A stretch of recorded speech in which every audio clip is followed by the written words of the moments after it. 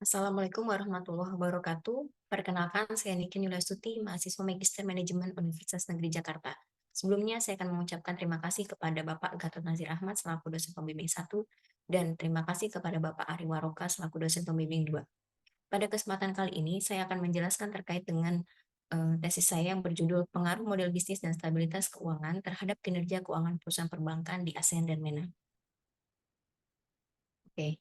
Berikut beberapa fenomena global yang terjadi terkait dengan kinerja keuangan perbankan. Kinerja keuangan perbankan sangat positif dan dapat dikatakan terbaik sejak tahun 2007. Selain itu, perbankan dunia juga berfokus pada inovasi digital dan pertumbuhan neraca perbankan. Dan juga bank yang memiliki pendapatan rendah, pendapatan bunga dan tingkat likuiditas yang rendah, memanfaatkan kekuatan pasar untuk mendapatkan sumber pendanaan di mana hal ini cenderung memanfaatkan kekuatan pasar mereka untuk mendapatkan sumber pendanaan jangka pendek non deposito. Nah, selanjutnya menurut Global Banking Annual Review, McKinsey 2023 mengatakan bahwa bank-bank berhasil mencapai kinerja terbaiknya meski dalam fluktuasi bunga yang berubah-ubah. Selain itu, menurut Altamimi, kondisi bank di seluruh dunia terus memperbaiki model bisnis dalam hal pendapatannya, di mana hal ini untuk beradaptasi dengan tantangan perkembangan inovasi keuangan dalam sektor perbankan. Oke, baik. Selanjutnya dapat dilihat bahwa grafik profitabilitas pada berbagai era sistem perbankan di seluruh dunia yang berada pada kondisi yang cukup baik dengan rasio modal tier 1 berkisar 14-15%. Oke. Menurut Global Annual Review dari McKinsey 2022.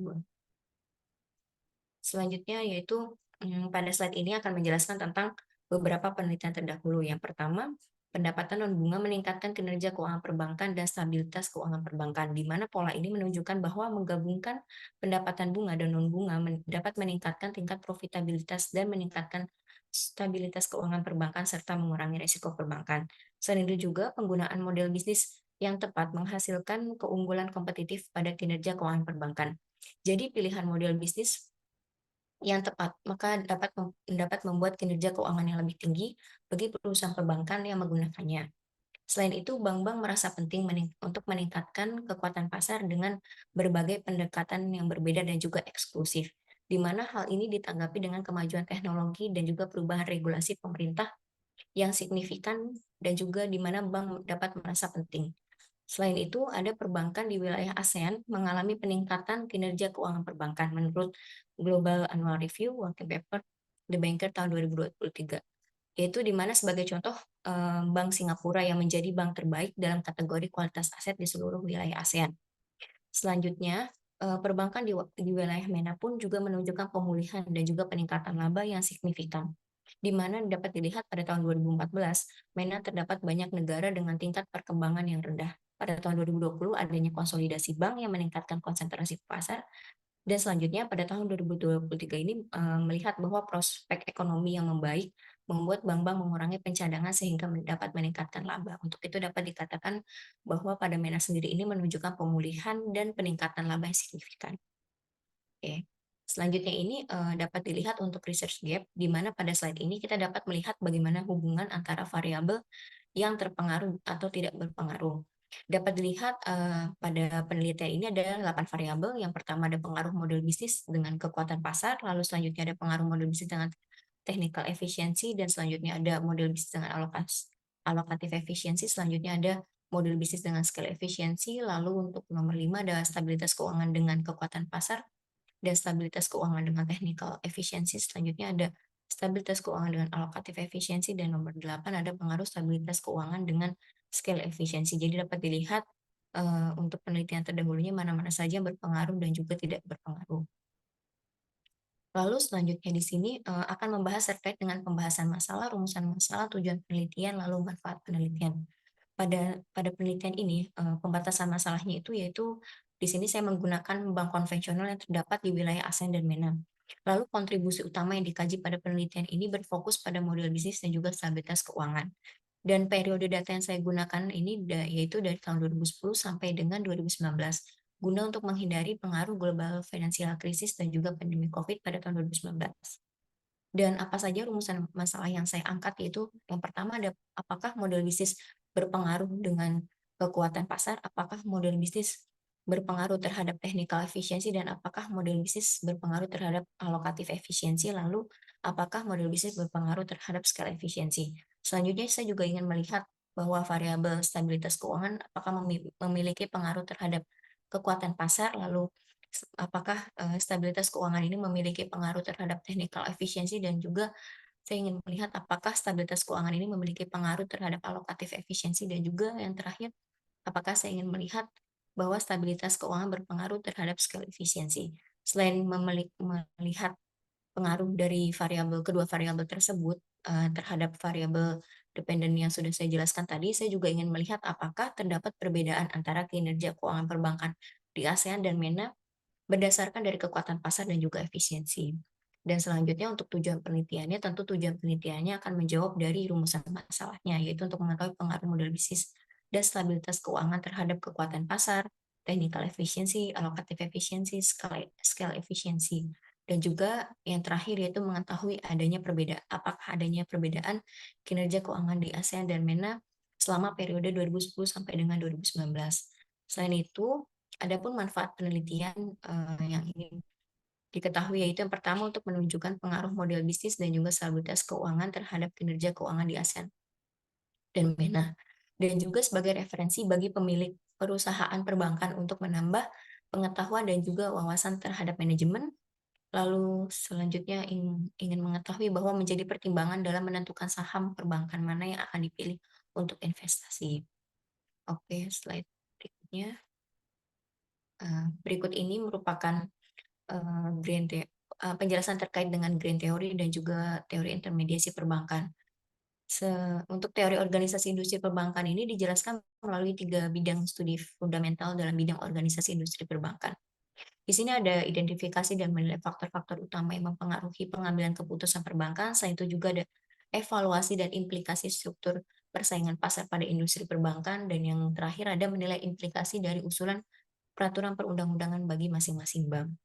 Selain itu, para analis ekonomi berorientasi bahwa kebijakan dari struktur organisasi industri perbankan secara tradisional ini dipandu oleh dua paradigma. Yang pertama ada Structure Conduct Performance atau SCP, dan juga efisiensi struktur menurut Van Hoos tahun 2010. Di mana dapat dikatakan bahwa teori Structure Conduct Performance dan efisiensi struktur ini merupakan teori yang digunakan untuk hubungan kekuatan pasar dan profitabilitas.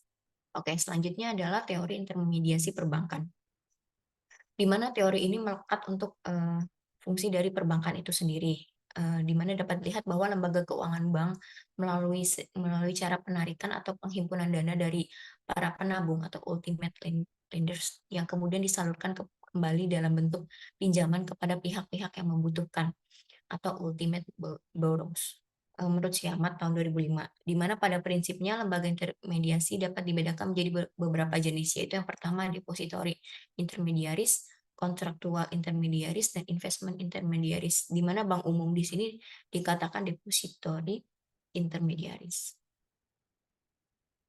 Selanjutnya, pada slide ini menggambarkan tentang hubungan antar variabel yang digunakan pada penelitian ini.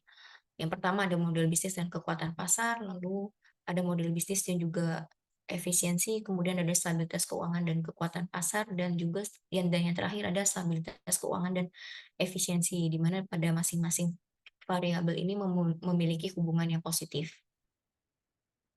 Oke.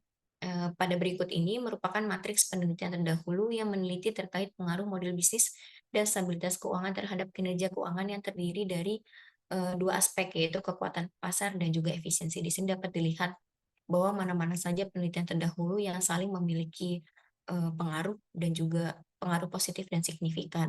Di sini dapat dilihat pada gambar. Oke. Selanjutnya ada hipotesis penelitian. Di sini ada pengaruh. Yang pertama ada pengaruh model bisnis terhadap kekuatan pasar. Di sini ada dua, yaitu di mana pengaruh signifikan antara kekuatan pasar dan non-interest income terhadap kinerja perbankan. Lalu juga model bisnis terhadap kekuatan pasar dilihat dari tingginya indeks learner pada bank, di mana hipotesis penelitiannya H1 yaitu faktor model terhadap kekuatan pasar. Selanjutnya pengaruh model bisnis terhadap technical efisiensi, di mana dapat dilihat bahwa model bisnis ini biasanya memiliki dampak yang paling dominan untuk mempengaruhi tingkat efisiensi teknis bank asing lebih baik dibanding bank domestik. Lalu ada pun terkait dengan bank Islam yang relatif lebih efisien dibanding dengan bank konvensional dari tingkat technical efisiensinya. Untuk itu, hipotesis penelitian H2-nya itu yaitu faktor model bisnis berpengaruh terhadap technical efficiency. Selanjutnya itu model bisnis terhadap alokatif efisiensi, di mana di sini dilihat tentang model bisnis memiliki pengaruh positif dan signifikan terhadap alokatif efisiensi. Selanjutnya layanan perbankan juga dapat dilihat melalui layanan perbankan melalui telepon dan internet. Metode ini terbukti menjadi opsi yang efektif dari segi biaya. Maka ditarik hipotesis penelitian untuk H3-nya yaitu faktor model bisnis berpengaruh terhadap alokatif efisiensi. Lalu yang keempat ini ada pengaruh model bisnis terhadap scale efisiensi, di mana scale efisiensi pada bank syariah ini di Indonesia terbukti lebih rendah dibandingkan dengan perbankan syariah di Malaysia. Maka ditarik hipotesis penelitian untuk H4-nya itu faktor model bisnis berpengaruh terhadap scale efisiensi. Selanjutnya juga ada 5 yaitu faktor stabilitas keuangan berpengaruh terhadap kekuatan pasar, lalu H6-nya juga faktor stabilitas keuangan berpengaruh terhadap technical efisiensi, H7 faktor stabilitas keuangan berpengaruh terhadap alokatif efisiensi, dan yang terakhir ada H8 faktor stabilitas keuangan berpengaruh terhadap scale efisiensi. Nah, dalam penelitian ini menggunakan variabel independen, yaitu model bisnis dan stabilitas keuangan. Sedangkan variabel dependennya yaitu kekuatan pasar, technical efficiency, alokatif efisiensi, dan juga scale efisiensi. Pada penelitian ini juga menggunakan variabel kontrol untuk membedakan pengaruh variabel independen dan dependen.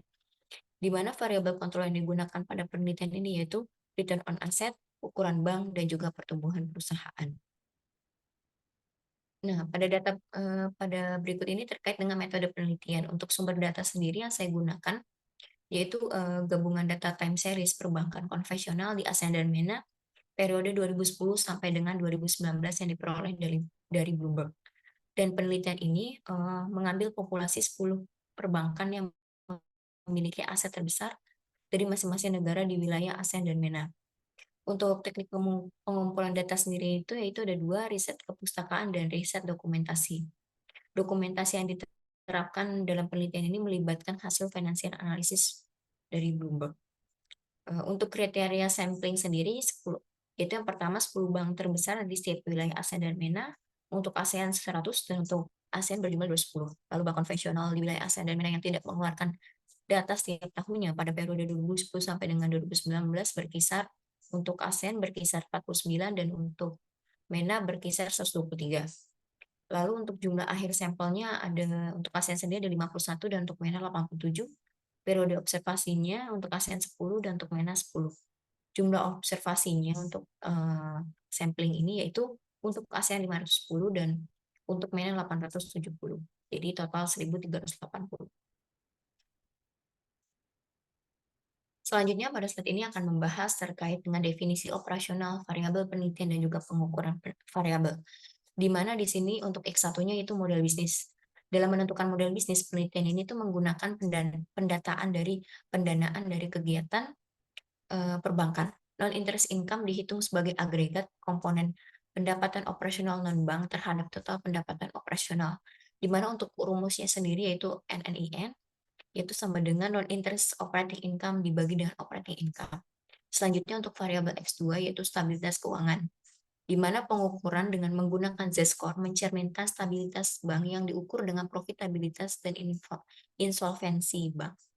Z-score terkait dengan kemungkinan kerugian bank ini melebihi modal ekuitasnya. Jadi untuk kemungkinan sendiri ini yaitu Z-score sama dengan ROA ditambah equity per total aset dibagi dengan standar deviasi ROA. Untuk variabel dependennya sendiri yaitu Y1 yaitu kekuatan pasar, di mana di sini analisis perhitungannya itu menggunakan index learner, di mana digunakan untuk menganalisis tingkat kompetensi perbankan. Index learner ini juga menggambarkan bagaimana kapasitas kekuatan harga dengan memperhitungkan selisih antara harga dan biaya marginal dibagi dengan harga. Untuk rumusnya sendiri yaitu index learner sama dengan P dikurangin marginal cost dibagi P. Dan untuk, dependen lainnya yaitu efisiensi ini menggunakan data envelopment analysis, di mana ini merupakan suatu prosedur yang dirancang secara khusus untuk mengukur efisiensi relatifnya menggunakan banyak input dan juga output, di mana penggabungan input dan output ini, tidak mungkin dilakukan. Yang pertama ada 3 cara, yaitu yang pertama dari technical efficiency, allocative efficiency, dan juga, scale efficiency.